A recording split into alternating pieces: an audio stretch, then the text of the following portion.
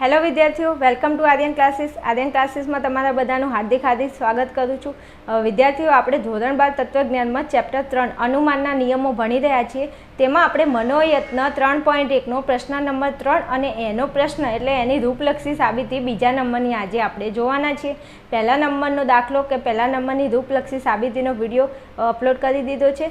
ડિસ્ક્રિપ્શનની અંદર લિંક આપેલી છે, ના જોયું હોય તો જોઈ લેજો. એ મોસ્ટ આઈએમપી ક્વેશ્ચન છે, પરીક્ષાની અંદર પૂછાય છે. બીજું વિદ્યાર્થીઓ, આજે પ્રશ્ન મનોયત્ન 3.1નો પ્રશ્ન 3ના જે 10 દાખલા 10 રૂપલક્ષી સાબિતી આપેલી છે એમાંથી કોઈ પણ બે પરીક્ષાની અંદર પૂછાય છે. બોર્ડની એક્ઝામમાં પહેલી, બીજી, ત્રીજી ત્રણ એક્ઝામમાં પૂછાય છે, તો આને વ્યવસ્થિત તૈયાર કરી લેજો.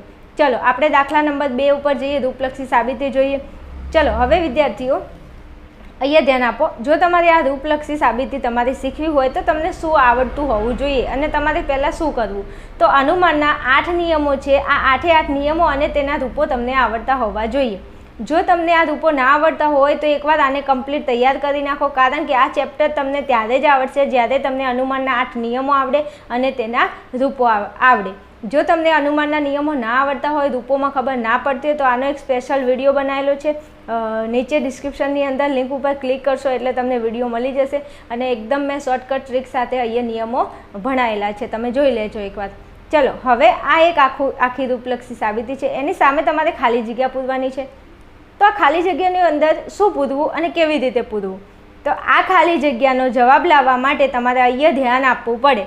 હવે અહીંયા આ બધા વિધાનો છે અને આ વિધાનો એ અનુમાનના 8 નિયમોના રૂપોમાંથી બનાવેલા વિધાનો છે. મતલબ કે અનુમાનના 8 નિયમોમાંથી કોઈ પણ રૂપનો ઉપયોગ કરી અને અહીંયા આ રૂપલક્ષી સાબિતી અહીંયા મૂકેલી છે. હવે તમારે એમાંથી ફાઇનલ કરવાનું છે કે આ ચોથા નંબરનું વિધાન જે નિષ્પન્ન થયું છે એ ઉપરના કયા આધાર વિધાનો અને અનુમાનના કયા નિયમના આધારે અહીંયા એને નિષ્પન્ન કરવામાં આવ્યું છે.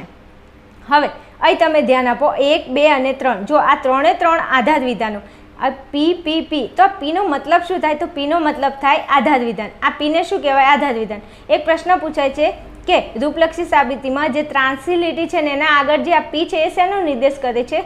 તો આ પી એ આધાર વિધાનનો નિર્દેશ કરે છે. આનો પીનો મતલબ એવો થાય છે કે આ 1, 2 અને 3 એ શું છે? તો કે આધાર વિધાનો. અને આ 3 આધાર વિધાનોમાંથી આ નીચેના જે વિધાનો દેખાય છે અહીંયા જો, આ 3 આધાર વિધાનોમાંથી આ વિધાનો નિષ્પન્ન કરેલા છે ને એમાંથી આ વિધાનને આપણે ફલિત કર્યું છે. રેડી? તો કે રેડી. હવે હું એમ કહું છું કે અહીંયા જો આ 3 આગળ તમારે ખાલી જગ્યા આપેલી નથી, પણ ખાલી જગ્યા અહીંયા ચોથા નંબરથી ચાલુ થાય છે. તો કે હા. હવે અહીંયા તમારે ખાલી જગ્યા પૂરવી હોય તો આ બાજુ આવીને આ બીના ઉપર, નિષેધ બીના ઉપર તમારે ધ્યાન આપવું પડે. તો અહીંયા જુઓ, આ નિષેધ બી છે. તો તમે એક વસ્તુ સમજો કે આ નિષેધ બી આપણે આવ્યો ક્યાંથી? ઉપરના 3 આધાર વિધાનો છે એમાંથી ક્યાંક ને ક્યાંકથી નિષેધ બી આવ્યો છે. તો હવે કયો એવો નિયમ છે જેના આધારે નિષેધ બીને અહીંયા નિષ્પન્ન કરવામાં આવ્યું હશે? તો ચલો ઉપર આપણે થોડું ધ્યાન આપીશું. હવે તમારે અહીંયા ખાલી જગ્યા પૂરવી હોય તો એના સામેનું વિધાન જોવાનું. આ વિધાનમાં જુઓ નિષેધ બી છે. તો કે હા. હવે આ નિષેધ બી ઉપરના 3 આધાર વિધાનોમાંથી તમને નિષેધ બી કઈ જગ્યાએ દેખાય છે? તો કે મેડમ અમને દેખાય છે અહીંયા, આ રહ્યો જુઓ, ત્રીજા નંબરના આધાર વિધાનમાં તમને નિષેધ બી દેખાયું? તો કે હા દેખાયું. તો હવે શું? તો હવે અહીંયા તમે ચેક કરો, નિષેધ બી અહીંયા છે, અહીંયા પણ નિષેધ બી અહીંયા છે. તો ઉપર ક્યાંક હશે? તો કે હા આ રહ્યો નિષેધ બી. હવે આ નિષેધ બી વાળું જે વિધાન છે એની અંદર તમે અહીંયા ધ્યાન આપો, સર્વોપરી કારક કોણ છે? તો કે સમુચ્ચય છે. તો તમે યાદ કરો કે અનુમાનના 8 નિયમો એમાંથી કયો એવો નિયમ છે જેની અંદર સર્વોપરી કારક તરીકે સમુચ્ચય આવે છે? તો કે અમારી જોડે 2 એવા નિયમો છે. એક સિમ્પનો નિયમ છે અને એક કોંજનો નિયમ છે. પણ કોંજના નિયમની અંદર નીચે સમુચ્ચય આપેલું છે. અહીંયા આપણે ઉપર સમુચ્ચયને ધ્યાન લેવાનું છે. તો ઉપર સમુચ્ચય એવો એક જ નિયમ છે, સિમ્પનો નિયમ. અને મોટાભાગે વિદ્યાર્થીઓ આ રૂપલક્ષી સાબિતીમાં સૌથી પહેલાં સિમ્પનો નિયમ જ તમારે ચેક કરવાનો, કારણ કે સિમ્પના નિયમથી જ બધા આધાર વિધાનો નીચે નિષ્પન્ન થતા હશે, બધા વિધાનો. તો હવે હું સિમ્પના નિયમને યાદ કરું છું. તો સિમ્પના નિયમનું રૂપ શું થાય છે? તો પહેલાં રૂપ લખો. બીજું, હું આનો જવાબ ફટાફટ લઈને દાખલો પૂરો કરી શકું છું, પણ તમને સમજાવવા માટે હું રૂપ લખીને તમને સમજાવું છું. ચલો અહીંયા સમુચ્ચય છે, મારે સિમ્પનો નિયમ લખવો છે. તો સિમ્પનું રૂપ શું થાય છે? તો કે સિમ્પનું રૂપ થશે પી સમુચ્ચય ક્યુ તેથી ક્યુ. ઓકે, હવે આ રૂપને તમે અહીંયા ફિટ કરો તો થઈ જાય છે? તો કે હા થાય છે ને. કેમ? જો પી સમુચય ક્યુ, તો ચલો આ નિષેધ ડી છે એને હું પી કહી દઉં. તો કે હા, સમુચયનું સમુચય, નિષેધ બીની જગ્યાએ હું ક્યુ કહી દઉં. આ જે રૂપ છે ને, આ પી એટલે આ રૂપની અંદર કોણ હોય? તો કે પરિવર્તી હોય. આ પરિવર્તીઓના સ્થાને આ શું મૂકેલું છે? તો કે વિધાનો મૂકેલા છે. આ તમને ખબર હોવી જોઈએ. પહેલા ચેપ્ટરની અંદર આપેલું છે અચલો અને પરિવર્તીઓ. તો આ પરિવર્તીઓ છે ને, આ પરિવર્તીઓની જગ્યાએ અહીંયા શું મૂકેલું છે? વિધાનો. તો આ પી પરિવર્તીની જગ્યાએ નિષેધ ડી વિધાન મૂક્યું છે, ક્યુની જગ્યાએ નિષેધ બી વિધાન મૂક્યું છે. તો હવે જો પી સમુચય ક્યુ તેથી ક્યુ, તેથી આ ક્યુ, અહીંયા ક્યુ વિધાન નિષ્પન્ન કર્યું. જો પી એટલે નિષેધ ડી અને ક્યુ એટલે નિષેધ બી. વળી અહીંયા સિમ્પના નિયમમાં નીચે કોણ આવે છે? તો કે ક્યુ વિધાન. તો ક્યુની જગ્યાએ અહીંયા વિધાન કહ્યું છે નિષેધ બી, તો એને નીચે નિષ્પન્ન કર્યું છે નિષેધ બીને. તો કે હા કર્યું છે. તો સિમ્પનો નિયમ અહીંયા લાગુ પડે છે. પી સમુચય ક્યુ તેથી ક્યુ. તો જો ડી સમુચય બી નિષેધ ડી સમુચય નિષેધ બી તેથી નિષેધ બી. રેડી? અનુમાનના સિમ્પનો જે નિયમ છે એ નિયમનું રૂપ અહીંયા તમે જુઓ તો અહીંયા સેટ થઈ જાય છે. તો કે પી સમુચય ક્યુ તેથી ક્યુ. ક્યુની અંદર કયું વિધાન છે? નિષેધ બી, અને એનું એ વિધાન નીચે આવી ગયું નિષેધ બી. તો આ નિયમ લાગુ પડે. તો કે હા. તો અહીંયા આપણે લખી શકીએ કે ત્રીજાનો સિમ્પ. શું લખશું? ત્રીજાનો સિમ્પ. ચલો, ત્રીજાનો સિમ્પ આવી ગયો. આપણો જવાબ આવી ગયો. ચલો હવે તમે અહીંયા ધ્યાન આપો. હવે નીચે આવો. આ ખાલી જગ્યા પતી ગઈ. હવે આપણે નીચે આવ્યા. જ્યારે તમે નીચે આવો, ઉપરના 3 આધાર વિધાનો હતા, તો હવે આ ચોથા નંબરનું પણ તમારે આધાર વિધાનમાં ગણી લેવાનું અને પછી ખાલી જગ્યા પૂરવાની. હવે અહીંયા નિષેધ એ છે, તો તમે ઉપર ધ્યાન આપો. ઉપર ધ્યાન આપો. કઈ જગ્યાએ આપણે 5મા નંબરની ખાલી જગ્યા પૂરવી છે, તો ઉપરની તમે 4 ખાલી જગ્યા જુઓ. કેટલી? 4. તો 1 2 3 4, આ 4 ખાલી જગ્યામાંથી તમને કઈ જગ્યાએ એ દેખાય છે? આપણે કોની જરૂર છે? નિષેધ એની. પણ આપણે કોને શોધવાનું ઉપર? એને. તો જો આ પહેલા આધાર વિધાનની અંદર તમને એ આપેલો છે. તો કે હા આપેલો છે ને. હવે આ એ અહીંયા છે, તો ત્યાંથી ને ક્યાંકથી અહીંયા એ આવ્યો છે, તો અહીંથી એ આવ્યો છે. તો એવો કયો નિયમ હું અહીંયા વિચારું તો મારે અહીંયા એ આવી જાય નિષેધ એ? તો જો અહીંયા નિષેધ એ તો આપ્યું છે. હવે અહીંયા એ શરતી બી છે.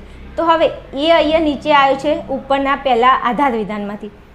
અને અહીંયા સર્વોપરીકારક કયું છે? તો કે શરતી છે. તો શરતી હોય, સર્વોપરીકારક તરીકે શરતી હોય એવા અનુમાનના 8 નિયમોમાંથી કયા એવા નિયમ છે જેમાં શરતીકારક હોય છે?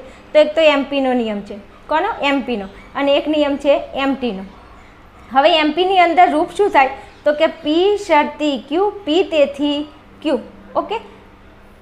અને એમટીમાં શું થાય? તો કે પી શરતી ક્યુ, દેખાય છે એક જ મિનિટ વિદ્યાર્થીઓ થોડું, પી શરતી ક્યુ નિષેધ ક્યુ તેથી નિષેધ પી.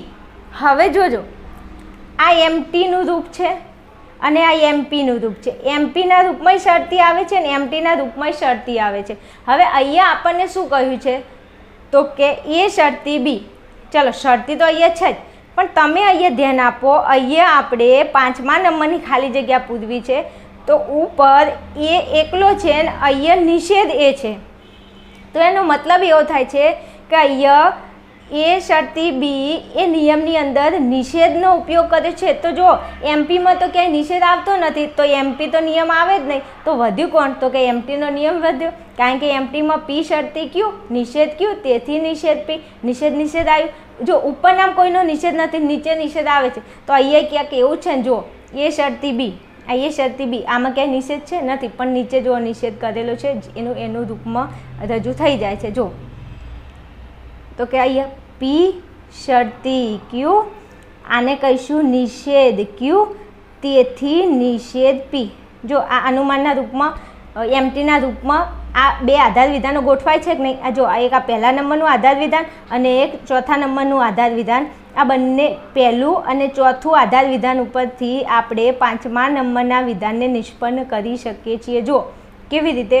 તો કે અનુમાનનો એક નિયમ છે જેનું નામ છે એમટી, અને એમટીની અંદર જો અહીંયા પી શરતી ક્યુ નિષેધ ક્યુ તેથી નિષેધ પી. તો એ શરતી બી નિષેધ બી તેથી નિષેધ એ આવી ગયું એમટીનો નિયમ. તો અહીંયા તમે લખી શકો કે 1 અને 4નો MT. જો આ પહેલા નંબરનું વિધાન અને આ ચોથા નંબરનું વિધાન, એના ઉપરથી આપણે એને નિષ્પન્ન કર્યું. રેડી? ઓકે, ચાલો આગળ જઈએ. અને જરા સમજાતું હોય તો કોમેન્ટની અંદર જણાવવા આવી જજો. હા, વિડીયો જોઈને જતા ના રહેતા. ચલો હવે છઠ્ઠા નંબરમાં આવો. હવે અહીંયા છે નિષેધ D. તમે ઉપર જુઓ, ચેક કરો ઉપર કઈ જગ્યાએ તમને નિષેધ D દેખાય છે. તો જો આ ત્રીજા નંબરનું આધાર વિધાન છે, એમાં નિષેધ D છે. દેખાય છે? તો કે હા દેખાય છે. બીજું અહીંયા સમુચ્ચય છે. જ્યારે સમુચ્ચય હોય ત્યારે એક વસ્તુ ધ્યાન રાખવાનું કે અહીંયા સિમ્પનો નિયમ લાગુ પડશે. તો સિમ્પના નિયમની અંદર નિયમ શું કહે છે? તો કે P સમુચ્ચય Q તેથી P. સિમ્પનો નિયમ અહીંયા લખેલો છે. આજે જો P સમુચ્ચય Q તેથી Q, અને એક બીજું પણ એનું રૂપ થાય છે P સમુચ્ચય Q તેથી P. અહીંયા કયો નિયમ લાગુ પડશે? તો કે આ નિયમ P સમુચ્ચય Q તેથી P. બીજું હું આ રૂપો બોલું છું એ તમને ખબર પડે છે, કારણ કે અહીંયા શું છે, તમે જ્યારે આ રૂપલક્ષી સાબિતીને સોલ્વ કરશો ત્યારે સૌથી વધારે રૂપની જરૂર પડશે. જો અનુમાનના 8 રૂપો તમને આવડતા હશે તો કોઈ તકલીફ જ નથી. ચલો અહીંયા નિષેધ D ઉતાર્યો છે, પણ કયા આધાર વિધાનમાંથી? તો કે ત્રીજા આધાર વિધાનમાંથી. અને નિયમ કયો લગાડ્યો છે? તો કે સિમ્પનો. તો અહીંયા લખી શકો કે ત્રીજાનો સિમ્પ. શું કર્યું? ત્રીજાનો સિમ્પ કર્યો. ઓકે, ચલો હવે શું? તો કે જુઓ, હવે નિષેધ C તો આવ્યો. તો કે હા, પણ C ઉપરના જે આધાર વિધાનો છે એમાં C તમને કઈ જગ્યાએ દેખાય છે? જો અહીંયા D છે, A છે, B છે, D, B, પણ આ બીજા નંબરના આધાર વિધાનમાં તમને C દેખાય છે? તો કે હા. હવે જોજો બરોબર, અહીંયા C છે, અહીંયા D છે, અહીંયા C આવ્યો ને ઉપર બી D છે. તો ફરી આપણે MTના નિયમને થોડું યાદ કરીશું, કેમ કે અહીંયા C એકલો છે ને અહીંયા નિષેધ છે, નિષેધ C. બીજું આ C જોડે કારક કયું છે સર્વોપરી? તો કે શરતી કારક છે. તો શરતી કારક હોય અને અહીંયા નિષેધ થતું હોય એવો એક નિયમ છે MTનો નિયમ. તો MTના નિયમનું રૂપ P શરતી Q નિષેધ Q તેથી નિષેધ P. તો જુઓ અહીંયા આ P, પછી શરતીનું શરતી અને Q, પછી આ D એ શું છે? તો કે Q છે. તો Qનો નિષેધ અહીંયા થાય છે. જો આ રહ્યો Qનો નિષેધ. Qની અંદર વિધાન કયું છે? D. તો Dનો નિષેધ અહીંયા થઈ ગયો. તો કહા તો નિષેધ Q તેથી નિષેધ P. Pની અંદર કયું વિધાન છે? C વિધાન. તો C વિધાનનો નિષેધ અહીંયા આપેલો છે. તો કે હા આપેલો છે. તો જુઓ અહીંયા P શરતી Q નિષેધ Q તેથી નિષેધ P. અને આ રૂપને તમે અહીંયા આ બીજા નંબર અને આ છઠ્ઠા નંબરમાં સેટ કરો તો થઈ જાય છે. જો P શરતી Q નિષેધ Q તેથી નિષેધ P.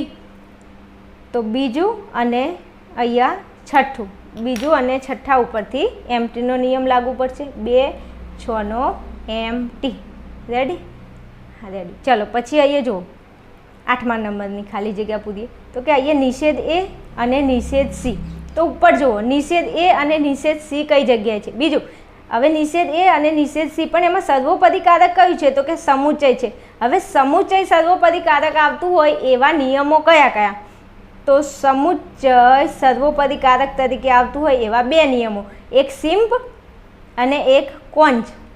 હવે આ જે કોંજનો નિયમ છે, મેં તમને કીધું હતું કે સિમ્પ ઉપર હોય અને સિમ્પના નિયમની અંદર સમુચ્ચય ક્યાં હોય? સર્વોપરી કારક તરીકે ઉપર હોય, અને કોંજના નિયમમાં સમુચ્ચય સર્વોપરી કારક તરીકે નીચે આપેલું હોય, અને 2 વિધાનો આજુબાજુ જોડેલા હોય.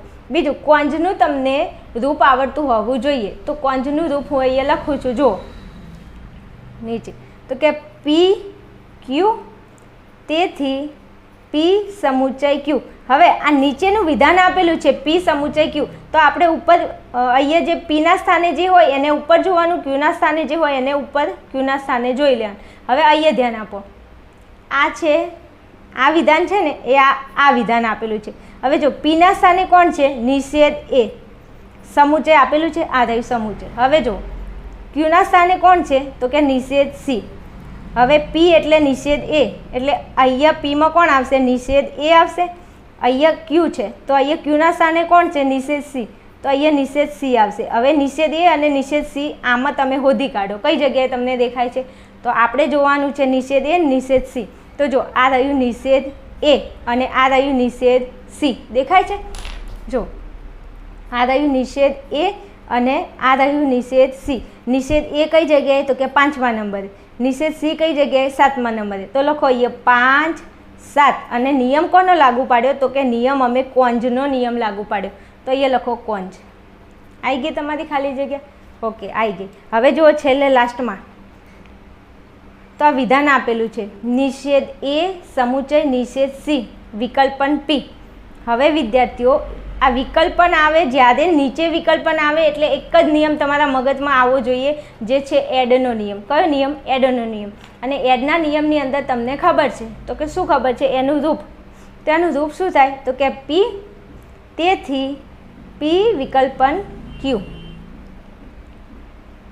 હવે જો અહીંયા તમને આ જે પી આપેલો છે એ ક્યુ વિધાન છે, વિકલ્પનનું વિકલ્પન અને પીની જગ્યાએ આ આખું વિધાન આપેલું છે. તો આ વિધાન ઉપર તમને કઈ જગ્યાએ જોવા મળે છે? જો તો કે નિષેધ એ સમુચય નિષેધ સી. તો આ રહી નિષેધ એ સમુચય નિષેધ સી. તો કયા નંબરમાં છે? 8મા નંબરમાં. લખો 8 અને તેનો કરો એડ. નિયમ કયો લાગુ પડે છે? એડનો નિયમ. રેડી?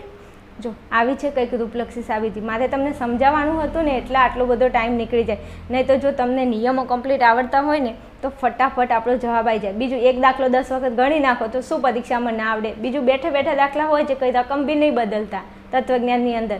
પણ અમુક છોકરાઓ મહેનત નથી કરતા. થોડી મહેનત કરો તો આપણા 4 માર્ક્સ આપણા હાથમાંથી ના જાય. રેડી?